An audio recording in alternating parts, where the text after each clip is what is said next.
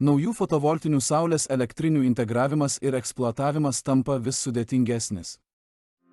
Elektros tinklo operatoriai griežtina bei kelia aukštesnius techninius reikalavimus, kad tinklai išliktų stabilus.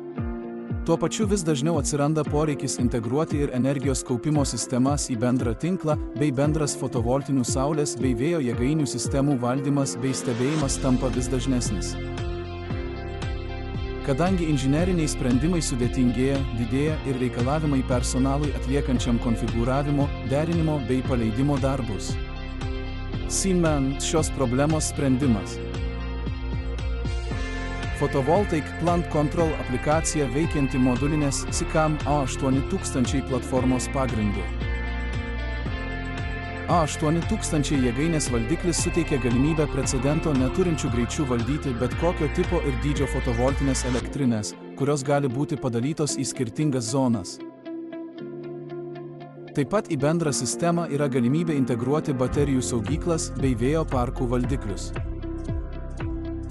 Dėl lanksčios ir galingos valdymo architektūros sistema geba vykdyti daugelio elektros tinklų operatorių tinklo kodo reikalavimus. Esant poreikiui diegiama pilnai rezervuota sistema. Mes siūlome pilnai gamykloje sukomplektuotą valdiklio spintą, kurioje iš anksto įdiegta standartinė konfigūracija, atlikti testavimo darbai, pilnai paruošiant montavimui objekte. Pasinaudojus mūsų teikiamą paleidimo derinimo paslaugą tiek objekte, tiek nuotoliniu būdu, turėsite galimybę naujas jėgaines greitai bei efektyviai integruoti į sistemą.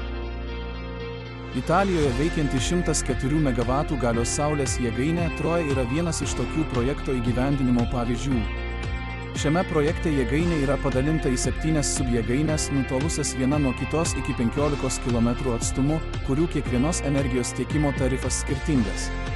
Jėgainėje įrengta pilnai rezervuota valdymo sistema, kuri atitinka Terna kompanijos A68 tinklo kodo reikalavimus bei užtikrina reaktyviosios galios naktį funkciją.